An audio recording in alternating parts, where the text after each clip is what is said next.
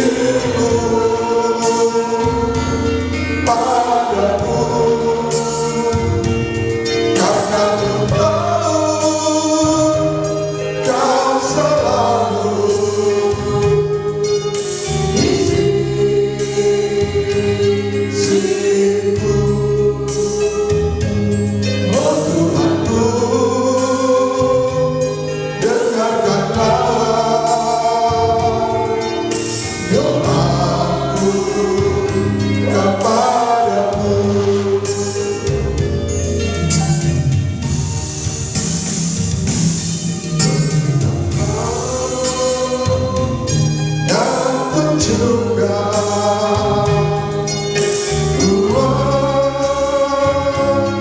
kuasamu, tambahkanlah dan kuatkanlah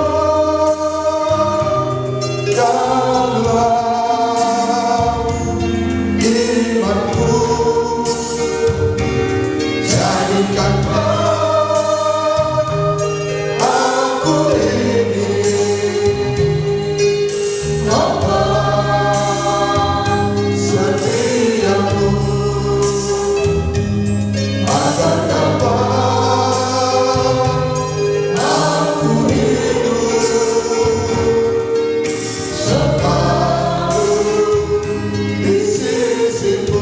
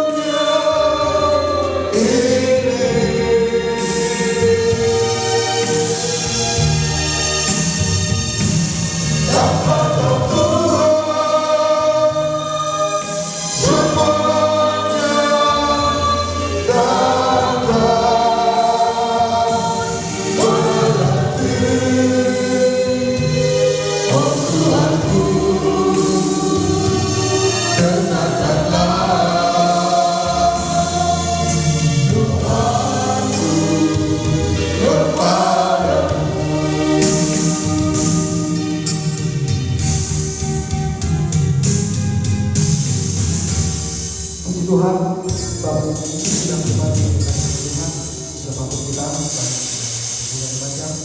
Kita bersyukur malam hari ini Tuhan begitu baik dalam setiap kehidupan kita. Sebab memang di luar Tuhan tidak ada yang bisa kita kerjakan. Kesempatan malam hari ini Tuhan berikan waktu bagi kehidupan kita untuk boleh beribadah, biar kita pakai dengan baik. Kita siapkan seluruh kehidupan kita supaya apapun yang kita kerjakan semuanya boleh berkenan di hadapan Tuhan. Tapi sebelum memulai ibadah ini, saya tidak lupa menyambut kedatangan kita semua, baik kita yang ada di rumah Tuhan maupun ada sedang jemaat yang menyaksikan lewat tayangan di sosial media. Saya menyambut kita semua dengan ucapan selamat malam, Selamat malam. shalom, Shalom. Puji Tuhan, kita akan mulaikan ibadah kita dengan mengangkat suatu pujian dari nyanyian Psalm nomor 8. Psalm nomor 8.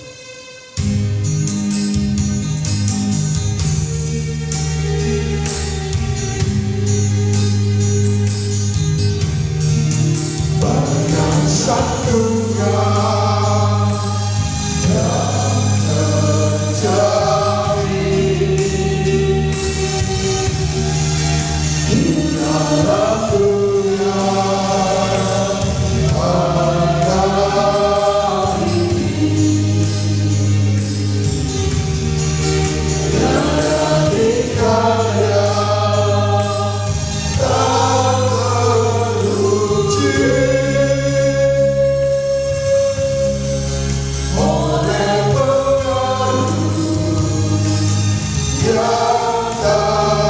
teruji.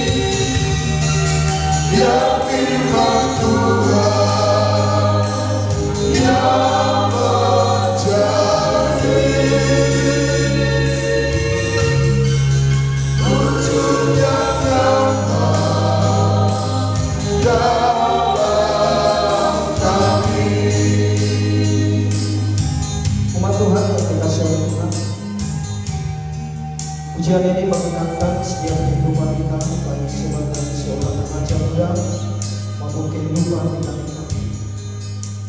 bahwa tidak ada satu pribadi pun yang tidak pernah mengalami persoalan, yang tidak pernah mengalami goncangan di dalam setiap kehidupan.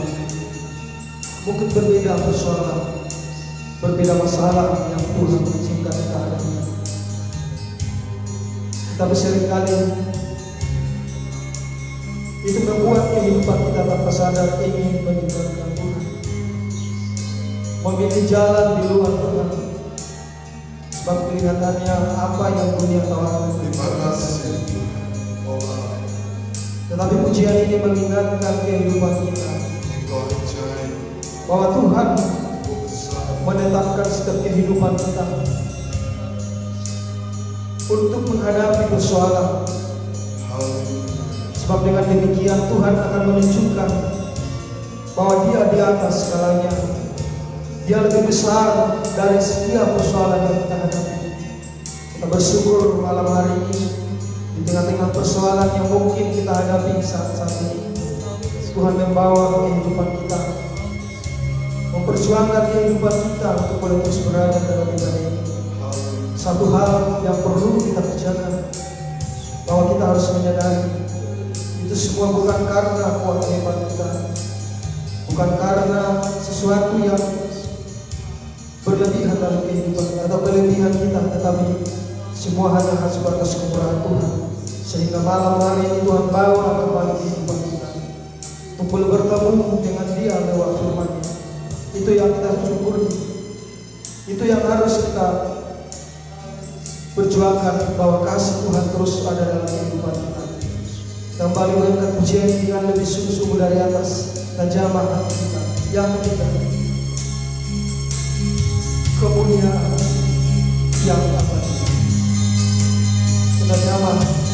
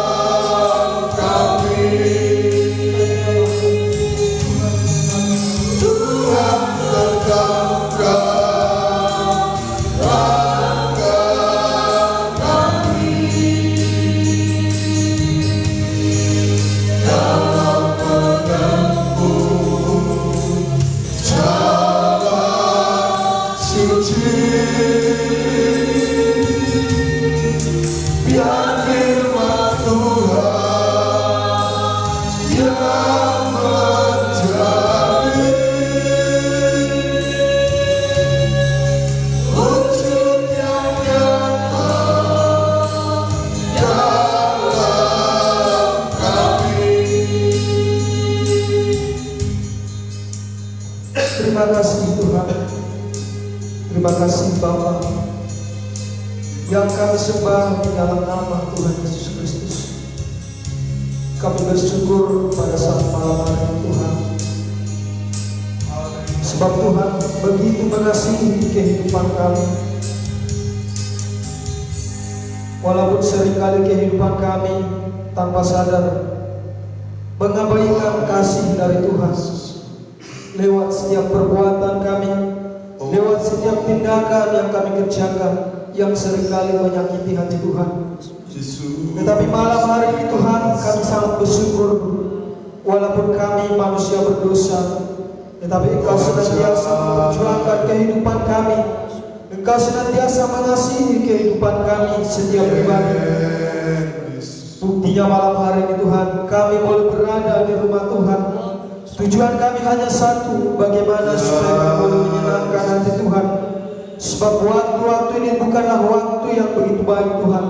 Banyak hal yang bisa membuat kehidupan kami tidak beribadah kepada Tuhan, meninggalkan Tuhan. Tetapi kami bersyukur sejauh ini Tuhan masih bawa kehidupan kami untuk boleh terus berjuang beribadah kepada Tuhan. Itu bukti Engkau mengasihi kehidupan kami Tuhan. Ampuni setiap kehidupan kami yang seringkali tidak menghargai kekurangan Tuhan dalam kehidupan kami. Seringkali menganggap diri kami layak berada di hadapan Tuhan, layak melayani Tuhan, tanpa sadar bahwa apa yang kami kerjakan semuanya mendatangkan celaka dalam kehidupan kami. Terima kasih Bapa yang baik buat kemurahan malam hari ini Tuhan. Engkau bawa kehidupan kami. Biarlah Tuhan segala kerendahan hati yang kami bawa, bukan kecongkakan, kesombongan, supaya ibadah pelayanan yang kami kerjakan semuanya tidak menjadi sia-sia, tetapi berkenan di hadapan Tuhan. Terima kasih buat kemurahan-Mu saat malam hari ini Tuhan. Biarlah Kau lawat seluruh kehidupan kami, baik kami yang ada di tempat ini Tuhan, bahkan jikalau ada umat-Mu yang menyaksikan lewat tayangan sosial media, biarlah Kau juga yang menolong, Engkau yang melawat kehidupan mereka, supaya apapun yang kami kerjakan berkenan di hadapan Tuhan. Terima kasih Tuhan, terima kasih, ampuni segala dosa pelanggaran kami sepanjang hari ini Tuhan. Banyak kekurangan, kelemahan yang kami kerjakan, baik lewat perbuatan maupun pikiran kami. Biarlah Tuhan Engkau dimenjadikan supaya kami layak kepada Tuhan untuk boleh beribadah bahkan melayani Tuhan kesempatan malam hari ini. Kami berdoa Tuhan buat sidang jemaat-Mu dimanapun mereka berada saat ini, mungkin sedang dalam persiapan ataupun mungkin sedang dalam perjalanan menuju. Biarlah Engkau yang menyertai setiap kehidupan umat-Mu, bahkan di tempat ini dengan sukacita, supaya kami boleh bersama-sama memuji memuliakan nama Tuhan. Bahkan siapapun yang mendengar firman Tuhan, tetangga sekitar kami dimanapun mereka berada, biarlah Tuhan juga tolong. Biarlah Engkau juga memberkati mereka, sebagaimana Tuhan memberkati kehidupan kami di tempat ini Tuhan. Bahkan lebih jauh Tuhan, kami rindu supaya Tuhan berikan jiwa-jiwa baru yang mau menerima firman Tuhan, yang mau diajar, dididik dalam pengajaran firman Tuhan, supaya dengan demikian Tuhan kami boleh bersama-sama menerima keselamatan yang daripada firman Tuhan. Terima kasih Bapa yang baik, kami imam-imam yang oleh kemurahan Tuhan masih boleh melayani kesempatan malam hari ini. Biarlah Kau sucikan kehidupan kami, rapikan semua Tuhan, supaya pelayanan yang kami kerjakan menjadi pelayanan yang berkenan di hadapan Tuhan. Bahkan hamba-Mu yang akan menyampaikan firman-Mu, biarlah Kau juga urapi dengan urapan yang sama, yaitu Roh Kudus, supaya apapun yang disampaikan hamba merupakan apa yang menjadi kehendak Tuhan dalam kehidupan kami. Terima kasih Bapa, di saat kami mau beribadah kepada Tuhan, saat kami menyerahkan kepada Tuhan, kuasa gelap yang bisa mengganggu kami, apapun itu kami usir kami di dalam nama Tuhan Yesus Kristus. Kiranya kuasa-Mu yang berkuasa atas seluruh kehidupan kami menguasai tempat ini Tuhan, sehingga kami boleh bebas bersukacita, bebas bersorak-sorai untuk memuji memuliakan Tuhan dalam suasana surga. Terima kasih Bapa yang baik, terpujilah Engkau. Kami akan lanjutkan pada kami di dalam nama Tuhan Yesus Kristus. Kami berdoa, haleluya, amin. Silakan duduk kembali umat yang dikasihi Tuhan. Seperti pujian ini, jikalau kita masih boleh berada di dalam ibadah ini, ini sebuah hanya karena Tuhan menetapkan kehidupan kita, supaya jangan kami tergila. Sebabnya kita belajar untuk menghargai firman Tuhan. Kita akan mengangkat pujian kita dari nyanyian Mazmur 137.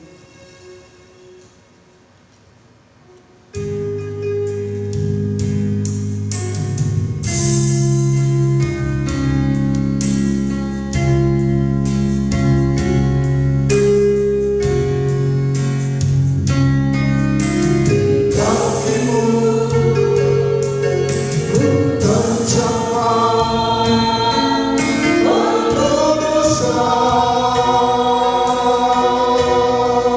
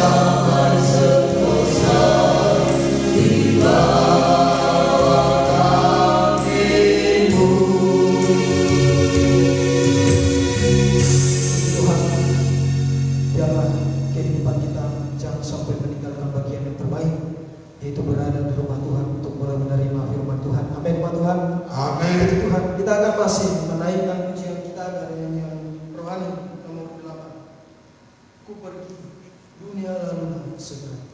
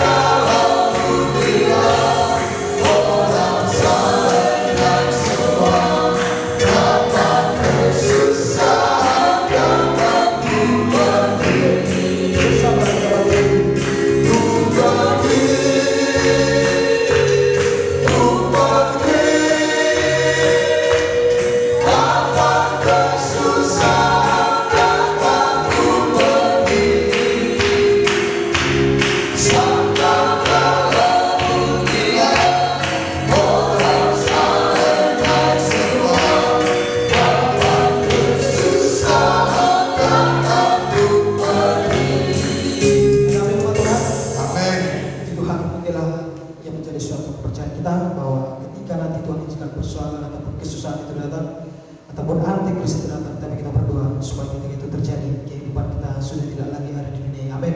Amin. Puji Tuhan, kita akan menerima suatu kebenaran firman Tuhan yang akan menasihati seluruh kehidupan kita, menegor ataupun mungkin memberikan jawaban dari setiap persoalan kita. Kita siapkan hati kita supaya firman itu boleh kita mengerti, bahkan lebih jauh kita bisa kerjakan dalam kehidupan kita.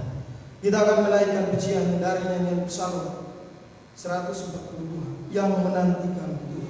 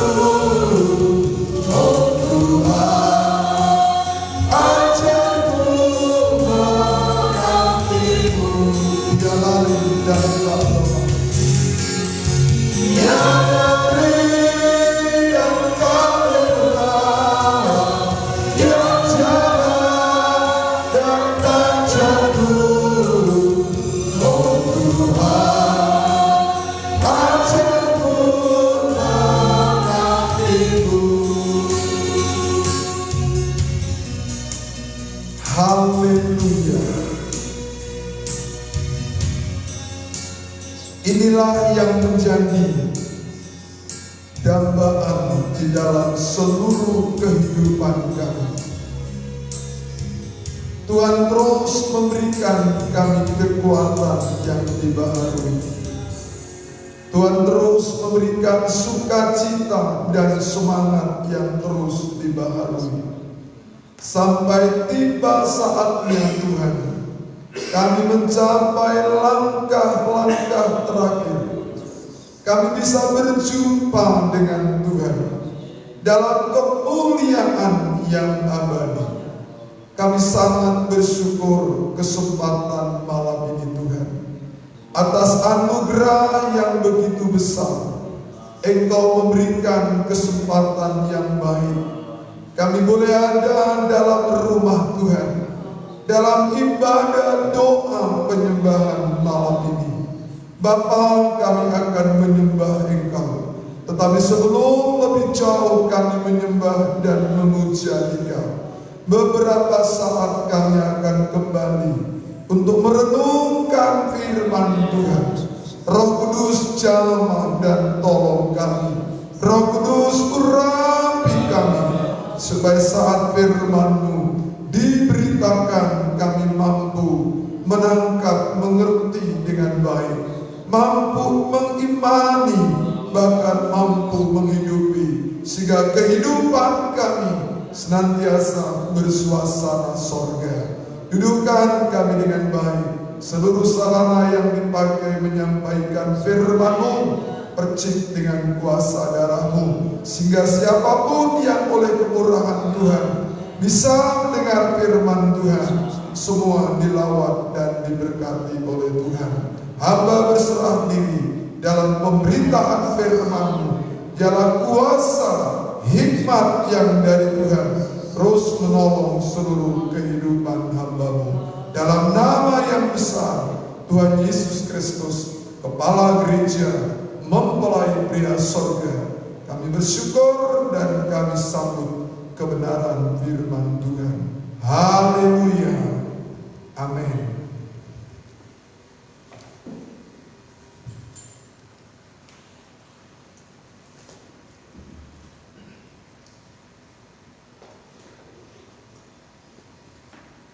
Bapak Ibu sidang Jumat yang dikasihi oleh Tuhan, kesempatan malam yang baik, malam yang penuh dengan berkat Tuhan.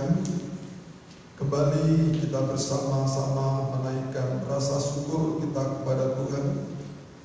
Kita diberikan kekuatan baru sehingga kita boleh ada dalam rumah Tuhan, kita boleh ada dalam ibadah ini.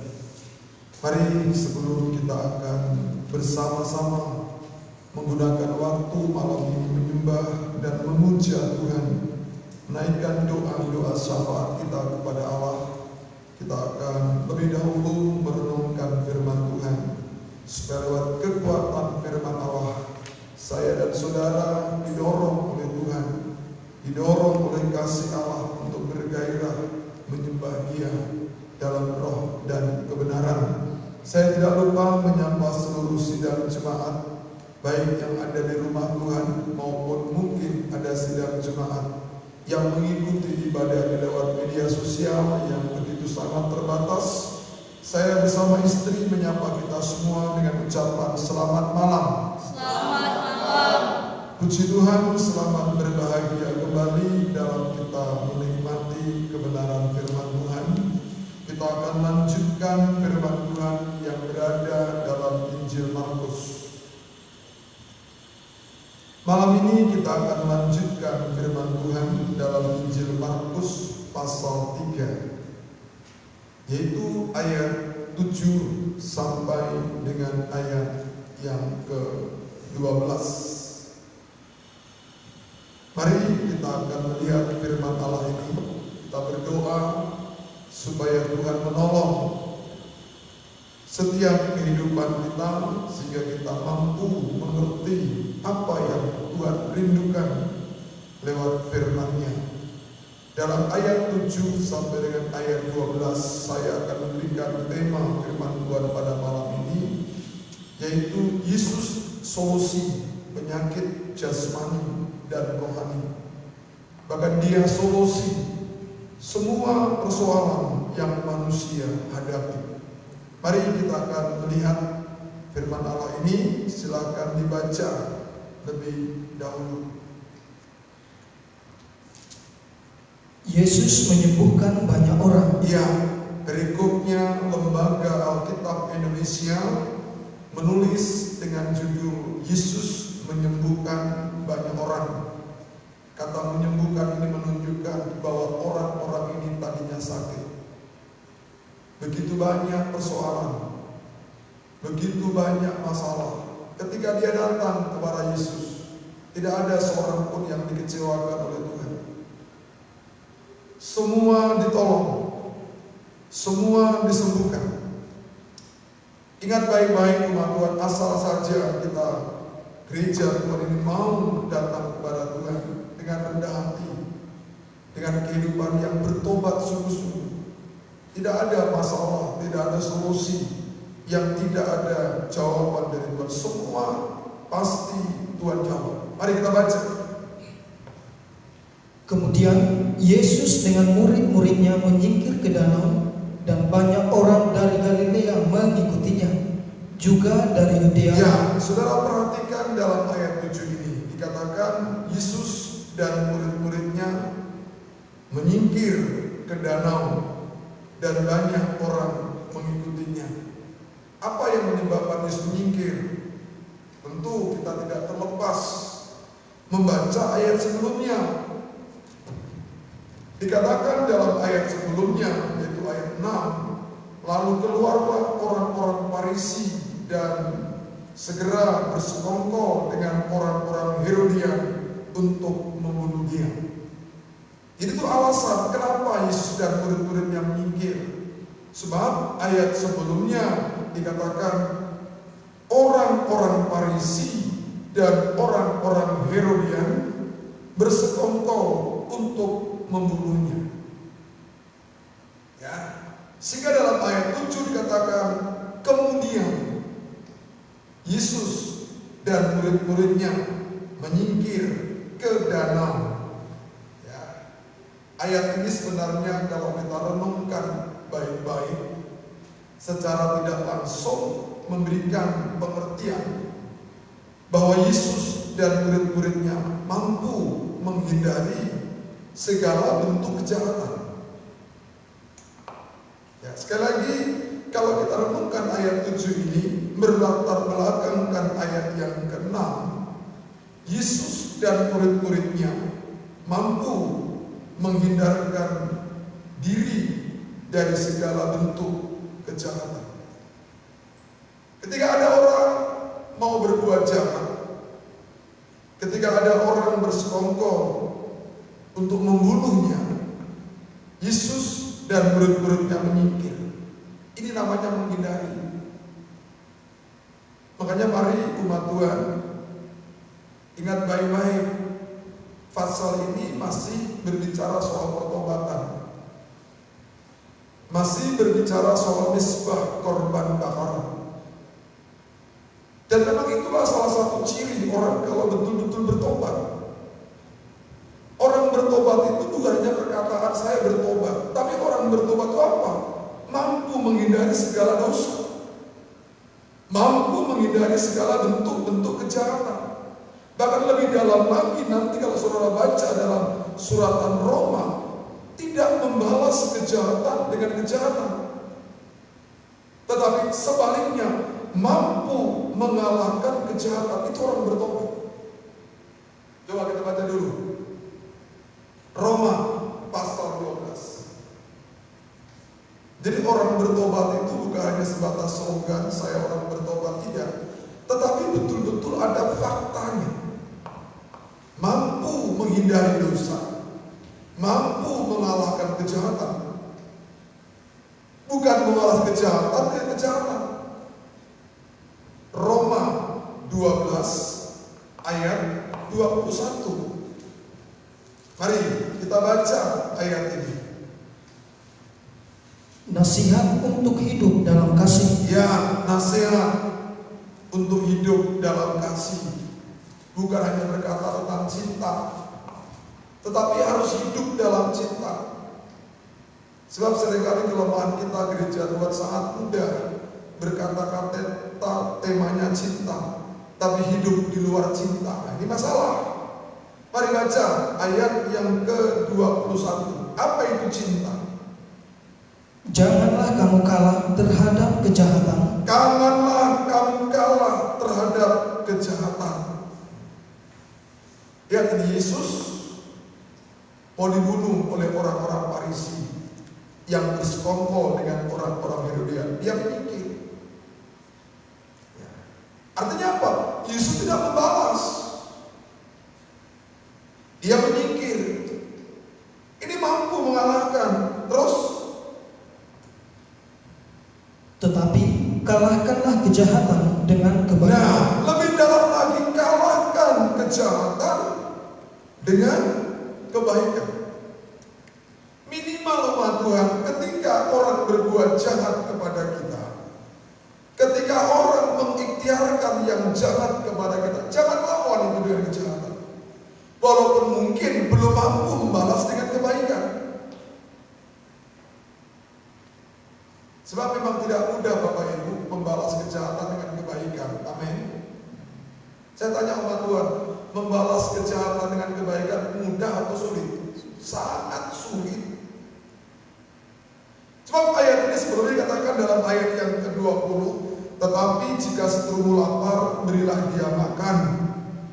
Jika haus, berilah dia minum. Ini kan bukan perbuatan yang gampang kan? Saya tanya umat Tuhan, kalau ada orang tidak suka kita atau dia lapar, dia kekurangan, kita mau datang kasih uang sama dia, ini tidak mudah. Yang ada seringkali terjadi apa? Ketika ada orang tidak suka kita, dia susah, kita bilang apa? Kapok muka apa? Kalau orang kita bilang auton. Dan mudah ayat ini dikerjakan. Makanya saya katakan tadi, mungkin kita belum bisa membalas kejahatan dengan kebaikan, tetapi minimal kalau kita betul-betul bertobat, jangan balas kejahatan dengan kejahatan. Itu minimal. Tapi lebih dalam lagi, kalau bisa mari kita belajar membalas kejahatan dengan kebaikan. Yesus mau dibunuh, dia tidak lawan itu. Tapi dikatakan ayat yang ke-7 tadi, Yesus menyingkir. Ya. Coba kembali dalam Markus pasal yang ketiga tadi.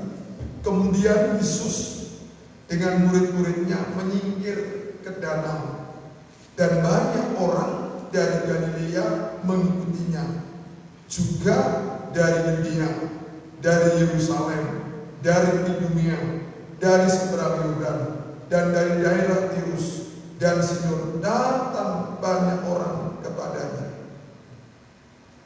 Yesus menyingkir di danau. Ya. Tadinya dia berada di Yerusalem. Nah sekarang dia menyingkir ke danau. Ya. Dalam ayat 7 ini saya renungkan, Yesus menyingkir ke danau. Danau itu secara kasat mata merupakan tempat yang boleh saya katakan sepi. Bukan ramai. Kalau kota ramai. Tapi kalau danau sepi. Situlah Yesus menyingkir. Tapi kita lihat dalam ayat yang ke-7 dan ayat yang ke-8, heran, walaupun Yesus di tempat yang sepi, tetap banyak orang mengikuti dia. Tetap banyak orang mengikuti dia. Artinya apa? Saya katakan kepada umat Tuhan, lokasi atau tempat sebenarnya tidak menjadi pengaruh orang datang kepada Tuhan. Ingat baik-baik itu, lokasi atau tempat sesungguhnya itu tidak menjadi suatu pengaruh orang datang kepada Tuhan. Tetapi yang jauh lebih penting, di tempat itu ada pribadi Yesus ada atau enggak? Karena kehadiran pribadi Yesus inilah yang membuat orang rindu datang kepada Dia. Karena orang banyak ini datang ke danau yang sepi itu bukan untuk rekreasi, bukan untuk mencari udara yang segar, tidak. Tapi mereka ingin, mereka rindu bertemu Yesus. Jadi sebenarnya umat Tuhan, kalau saya boleh katakan, orang kalau memang punya kerinduan, sebenarnya tempat, jarak, lokasi itu tidak mempengaruhi. Ada banyak orang kalau disuruh ibadah, ayo ibadah, aduh jauh sekali, capek. Ya. Sebenarnya jawaban orang yang tidak punya kerinduan. Ya. Lihat ayat ini, kalau seseorang itu memang punya kerinduan, nggak peduli di mana ya, ada Yesus dia akan cari. Mau di tempat yang sepi, mau di gereja yang mungkin sederhana. Ya, jauh dari keberlambang dunia. Kalau memang ada kerinduan dan dia tahu di situ ada Yesus, ada firman, dia pergi ke situ. Ini yang sudah banyak kali hari-hari ini kita lihat hilang dari kehidupan gereja. Di Batam ini Bapak Ibu, begitu banyak gereja. Lebih daripada 400 gereja lokal. Atau mungkin ada sekarang sekitar katakanlah 450 gereja lokal di Pulau Batam. Sementara jumlah penduduk Kristen yang ada di Batam ini mencapai sekitar 30%. Dari total penduduk Batam kurang lebih 1,3 juta. Jadi kalau 30% dari 1,3 juta, katakanlah sekitar 400.000 jiwa. Saudara bayangkan 400 jiwa ribu. Kalau gereja katakanlah 400. Dari satu gereja harusnya jemaatnya 1.000. Harusnya. Tapi lihat gereja di Batam. Masih banyak gereja jemaat cuma 2 orang, 3 orang, bahkan masih kosong. Bahkan di gereja GPT itu belum ada yang jemaatnya 1.000. Dikumpul semua pun jemaat GPT kayaknya belum ada 1.000. Kecuali dengan anak-anak mungkin ada. Karena saya tahu datanya. Karena setiap tahun kita akan diminta data itu oleh Kemenang. Gereja A berapa jemaatnya, gereja B berapa jemaatnya. Dan saya yakin data itu juga mungkin bisa salah. Kadang kan orang daftar di gereja ternyata depannya Pulau Kampung, gak terhitung. Coba kita pikirkan. Artinya apa? Kerinduan orang Kristen pribadi sangat minim. Sangat minim. Kita lihat ini. Yesus menyingkir ke dalam tempat yang sepi. Tapi heran, orang banyak dari begitu banyak daerah yang disebutkan dari Yudea, Yerusalem, Idumea, seberang sungai Yordan, Tirus dan Sidon, mereka datang kepada Tuhan. Artinya apa? Kalau orang betul-betul punya kerinduan jalan itu tidak jadi masalah. Tapi orang kalau tidak punya kerinduan, walaupun gerejanya dengan rumahnya cuma 10 langkah, bisa terlambat ibadah. Kenapa? Tidak punya kerinduan. Tapi kalau punya kerinduan walaupun jaraknya mungkin puluhan kilometer, tidak mungkin terlambat. Kenapa? Memang ada kerinduan. Sehingga dia berjuang mempersiapkan segala sesuatu dengan baik.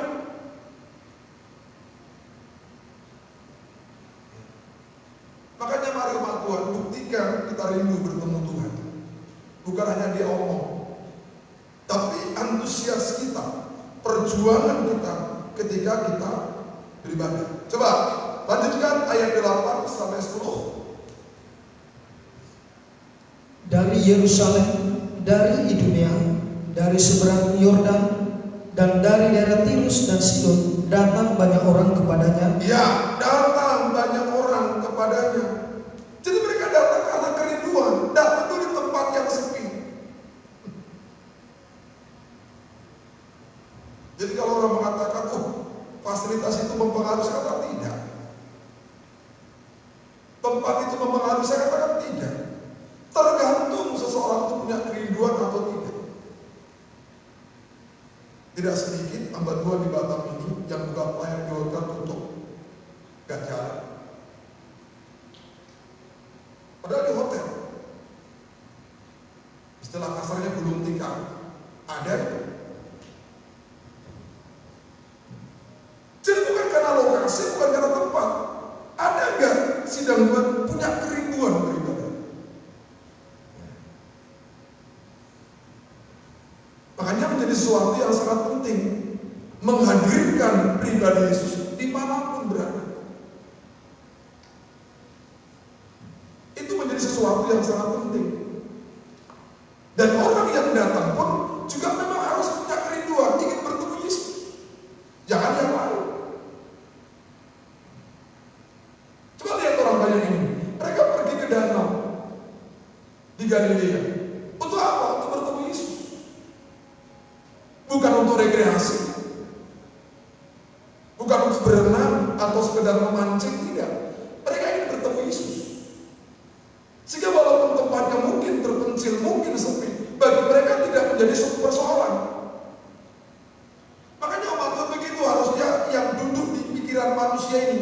Ketika mereka beribadah kepada Tuhan, hanya satu yang dirindukan, bertemu Yesus.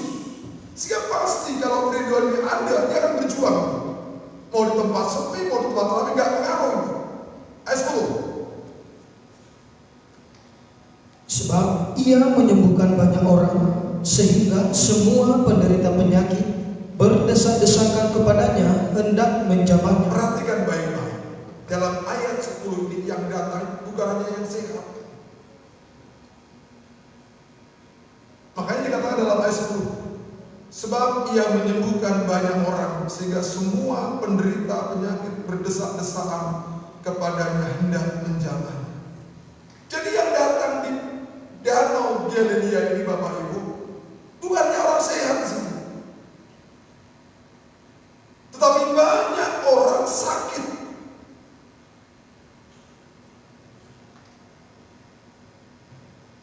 Banyak orang sakit di sini.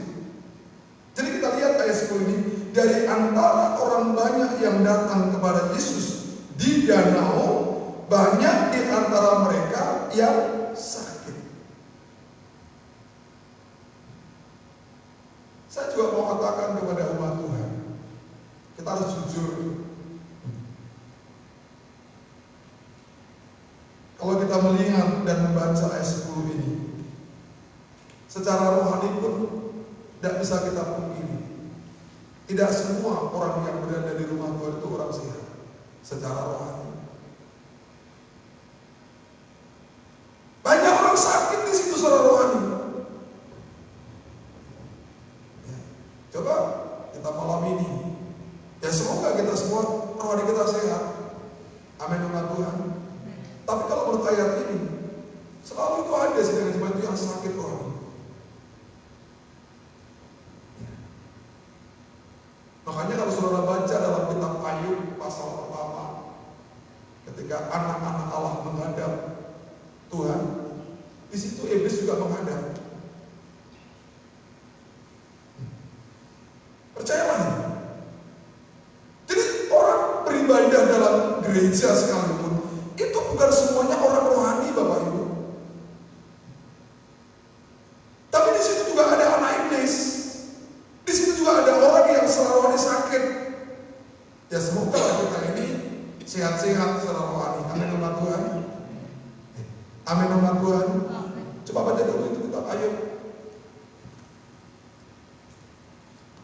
Pasal pertama.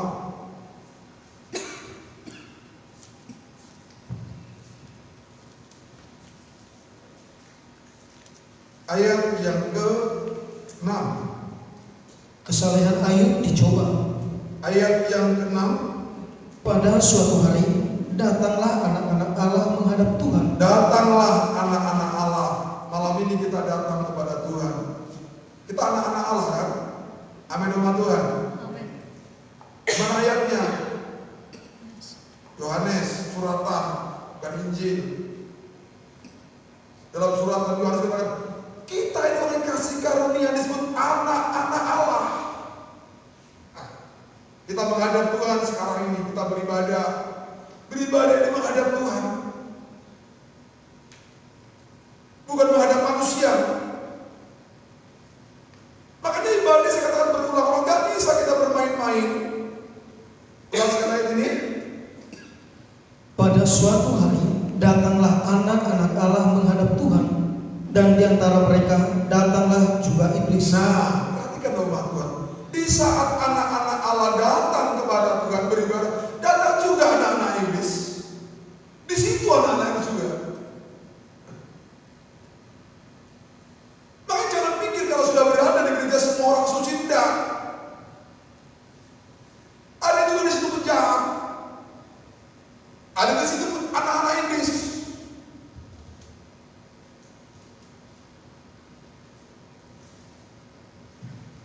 Sama ini dengan yang terjadi dalam Injil Markus tadi. Yang datang kepada Yesus di Danau Galilea itu bukan semua orang sehat di situ. Tapi di situ banyak orang yang sakit.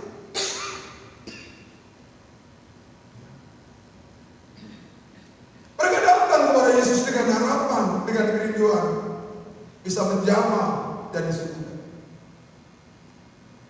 Jadi begitu umat Tuhan, kita datang kepada Tuhan, mungkin banyak kekurangan kita, banyak kelemahan kita.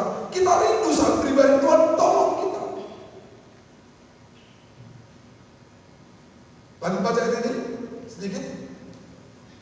Maka bertanyalah Tuhan kepada iblis, Ya, dari mana engkau? dari mana engkau? Kata Tuhan kepada iblis. Apa jawab iblis?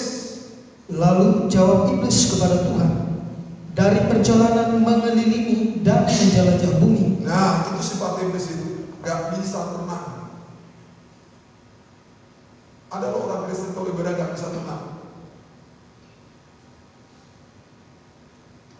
Ada jemaat itu duduk di gereja gak bisa tenang, bolak balik, keluar masuk, masuk keluar. Ini umat Tuhan, ini sifat daripada iblis ini, gak tenang.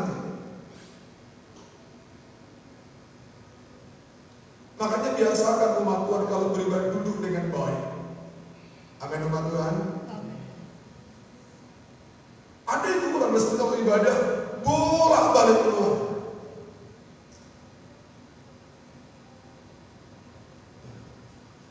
Bolak balik ke toilet. Tak ngapain ke toilet.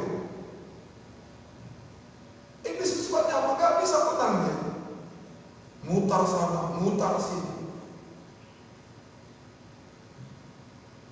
Ini kalau dikaitkan lebih dalam lagi, panjang. Tapi saya mau tunjukkan ayat ini supaya kita mengerti bahwa setiap kali kita datang beribadah, gak semuanya kita yang rohani,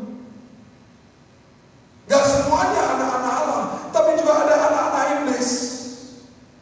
Makanya ketika kita tidak rohani, banyak penyakit, kita datang sungguh-sungguh supaya Tuhan tolong. Ingatlah 12 murid Yesus, ada Yudas. Kembali dalam Injil Markus tadi. Kita lihat dalam ayat 10 ini, dari antara orang banyak yang datang kepada Yesus di danau, banyak di antara mereka yang sakit. Ya, dikaitkan dengan kitab Ayub ini, pasal 1 ayat 6 ini. Yang datang menghadap Allah, di antaranya juga ada iblis. Jadi jelas kalau kita membaca dua ayat ini membuktikan bahwa orang yang datang kepada Tuhan tidak menjadi jaminan semua orang sehat rohani. Enggak. Tetapi dia semua keadaan orang yang datang kepada Yesus tidak dibiarkan. Itu hebatnya Tuhan. Engkau datang dengan sakit rohani, engkau datang dengan segala macam pergumulan, engkau datang mungkin ada roh jahat merasuk hidupmu. Kalau engkau betul-betul datang merindukan pertolongan, Tuhan pasti tolong itu.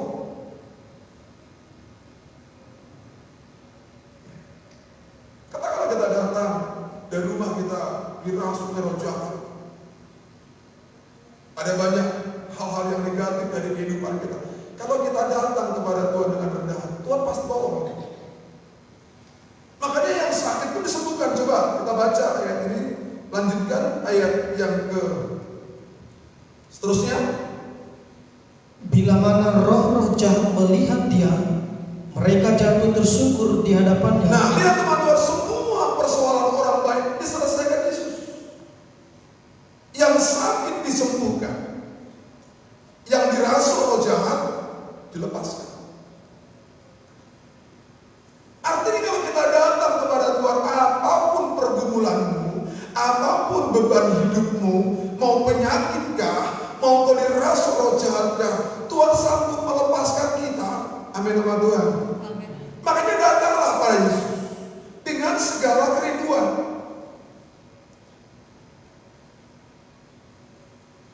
Ulangi 11.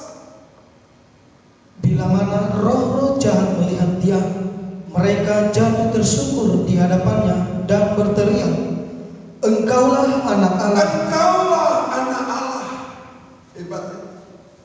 Roh jahat itu ternyata mengenal siapa Yesus. Iblis itu kenal siapa Yesus. Yesus adalah anak Allah. Jadi artinya umat Tuhan bicara soal pengenalan. Saya mau katakan iblis jauh lebih kenal siapa Yesus. Hanya satu kekurangan iblis ini. Walaupun dia kenal, dia gak cinta Yesus. Dia gak mau menuruti apa kata firman Tuhan. Dia lawan firman itu. Padahal seharusnya kalau kita kenal cinta kita, dan cinta itu dibuktikan kita tunduk melakukan firman Tuhan. Terus, tetapi ia dengan keras melarang mereka memberitahukan siapa dia. ya lihat itu. Iblis itu kenal siapa Yesus. Ya. Makanya gereja Tuhan ingat baik-baik, gak boleh hanya sebatas kenal, tapi harus sampai meningkat. Kita bisa mengasihi Tuhan. Gak cukup kita hanya mengenal, tapi lebih dalam lagi kita harus mampu mengasihi Tuhan. Apa prakteknya? Lakukan firman Tuhan. Turuti firman Tuhan. Sebab Injil Yohanes pasal 14 mengatakan, barang siapa mengasihi aku, ia menuruti firman Tuhan. Iblis tidak pernah mengasihi Tuhan. Kenapa? Karena iblis tidak pernah tunduk kepada firman Allah. Makanya malam ini, apapun pergumulan, penyakit apapun yang menggerogoti hidup, baik jasmani maupun rohani, mungkin kau sedang dirasuki oleh roh jahat. Ketika engkau datang kepada Yesus, Dia jawab, Dia solusi. Dan itu kita harus betul-betul alami tiap kali kita beribadah. Sehingga kita makin sehat, makin semangat, makin bergairah dalam mengerjakan pekerjaan Tuhan. Amin, amin Tuhan. Kita berlutut, kita akan menyembah Tuhan.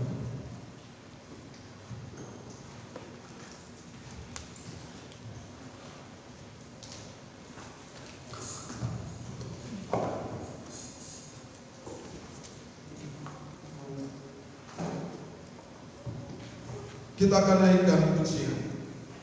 Galakku cari damai, hanya mudah dalam Yesus.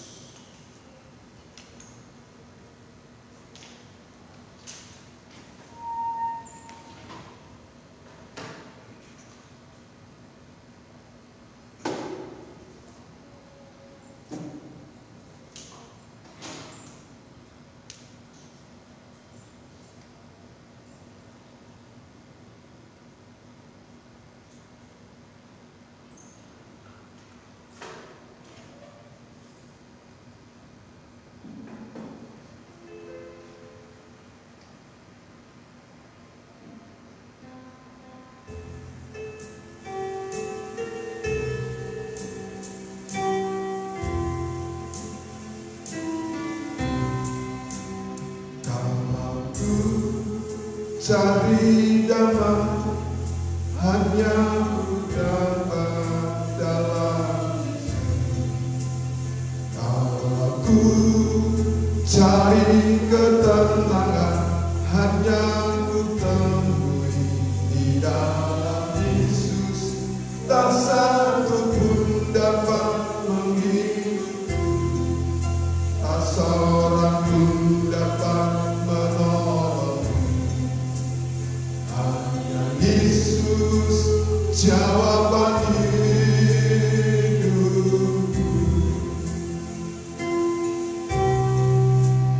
Kalau ku cari damai, hanya ku dapat dalam Yesus. Kalau ku cari ketenangan, hanya ku temui di dalam Yesus. Tak satu pun dapat menghiburku, tak seorang pun dapat menolongku. Yesus, jawaban hidup.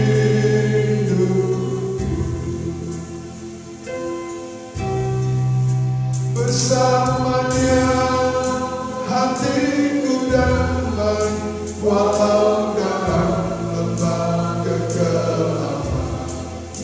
Bersamanya hatiku tenang, walau hidup penuh tantangan.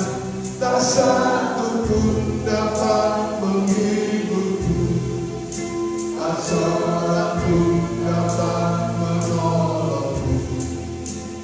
Hanya Yesus jawaban hidup.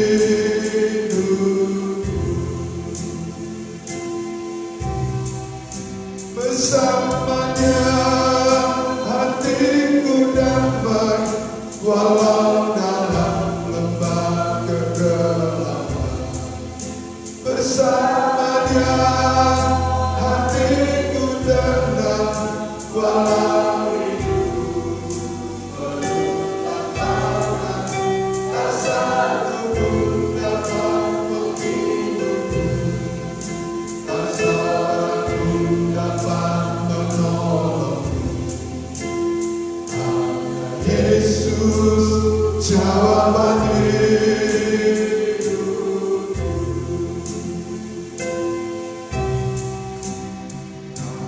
Aku cari damai, hanya ku temukan dalam Yesus. Aku cari ketenangan, hanya ku temui di dalam Yesus. Tak satu pun dapat menghiburku, tak seorang pun dapat menolongku. Hanya Yesus jawaban hidup.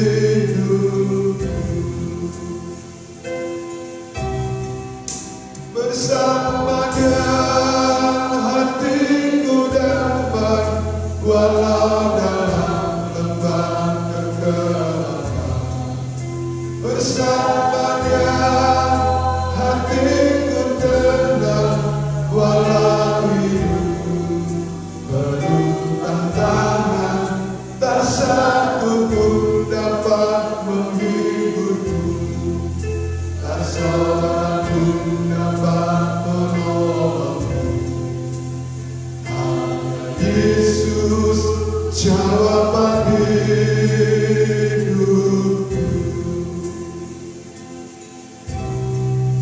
Bersamanya hatiku damai, walau dalam lembah kegelapan. Bersamanya hatiku tenang, walau hidup penuh tantangan. Tak satu pun dapat menghiburku, tak seorang pun dapat menolongku. Hanya Yesus jawaban hidup.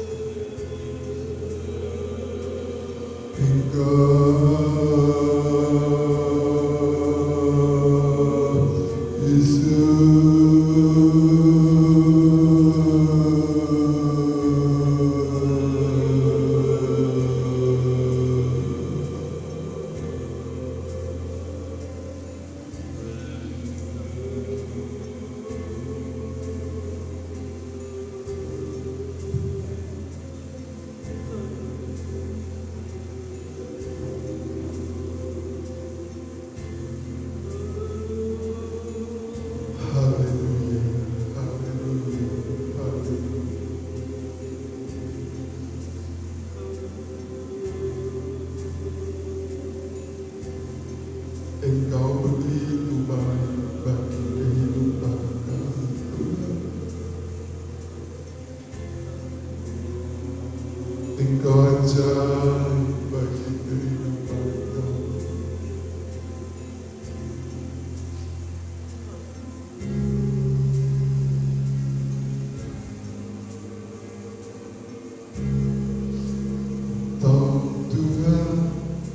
pasti bukan jalan.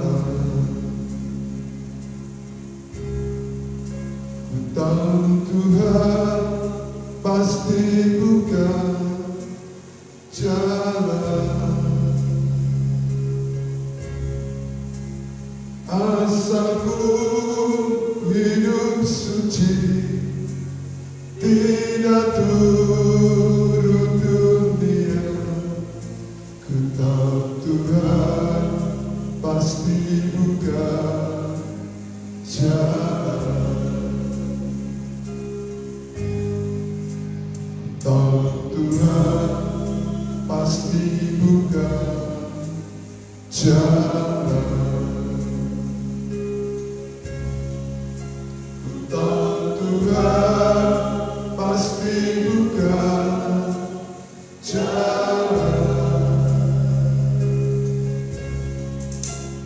Asalku hidup suci, tidak turut dunia. Ku tahu Tuhan pasti bukan jalan. Tahu Tuhan pasti bukan jalan. Tahu Tuhan pasti bukan jalan. Asalku hidup suci, tidak turut dunia. Ku tahu Tuhan pasti bukan jalan. Kita berdiri. Ku tahu Tuhan pasti jawab. Ku tahu Tuhan pasti jawab doa. Kita naikkan kedua tangan kita. Ku tahu Tuhan pasti jawab doa. Asalku hidup suci, tidak turut dunia. Ku tahu Tuhan pasti jawab doa. Asalku hidup suci, asalku hidup suci, tidak turut dunia. Ku tahu Tuhan pasti jawab doa.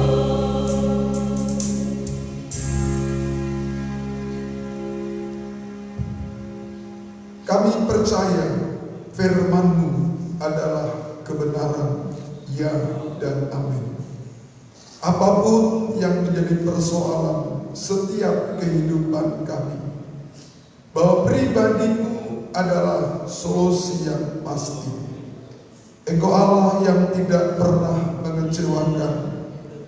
Bagi setiap orang yang berjuang dengan kerinduan, bertemu dan beribadah kepada Engkau, seluruh penyakit apapun, seluruh persoalan apapun, tidak ada satupun yang tidak Engkau selesaikan. Engkau Allah yang Maha Baik. Ajarlah kami umat-Mu senantiasa punya kerinduan untuk senantiasa bertemu dan beribadah kepada Engkau. Sebab hanya Engkaulah jawaban yang pasti. Engkau tidak pernah mengecewakan kami sedetik jua pun Tuhan. Kamilah yang banyak kali sudah mengalami pertolongan Tuhan, tapi hidup kami seringkali masih mengecewakan hati Tuhan. Ampuni segala kekurangan kami. Darah-Mu yang menyucikan kami.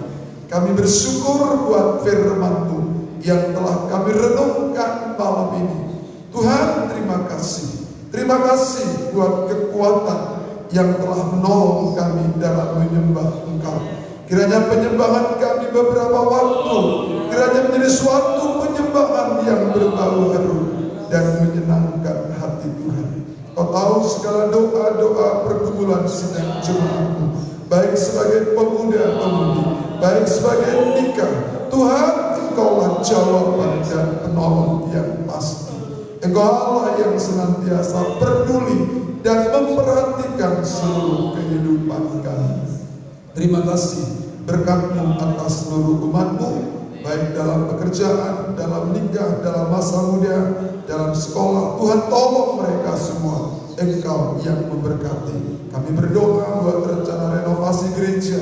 Jika seizin Tuhan bulan ini kami akan mulai. Tuhan berkarya, Tuhan buka jalan.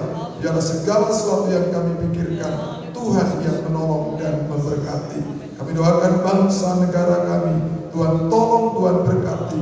Berkati pemerintah yang ada, baik pemerintah pusat, pemerintah daerah, lembaga-lembaga tinggi negara, eksekutif, yudikatif, legislatif, bahkan TNI dan Polri. Tuhan memberkati.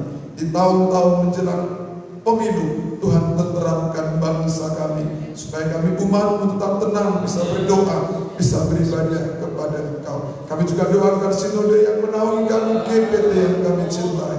Engkau tolong GPT yang kami cintai. Engkau tolong para pengurus GPT yang ada.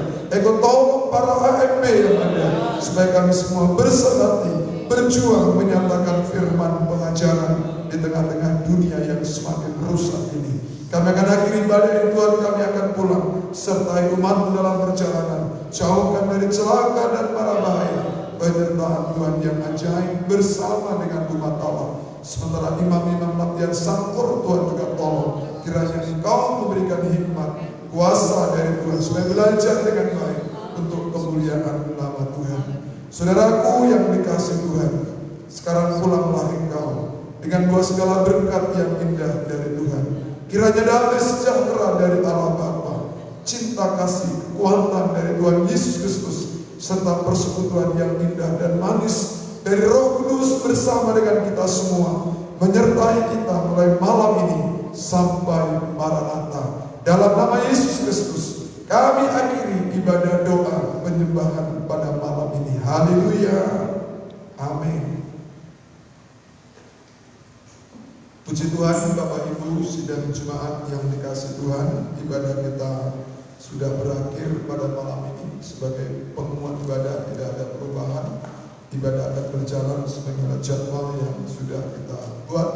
Hari Kamis ada ibadah PA, Sabtu kaum muda, dan Minggu kebaktian sekolah minggu. Setelah 8 pagi dan bertemu disertai dengan korban khusus. Ini yang dapat saya sampaikan kepada umat Tuhan. Akhir kata saya menyampaikan selamat malam. Selamat berpisah, Tuhan dan memberkati kita semuanya. Shalom. Tuhan berkati.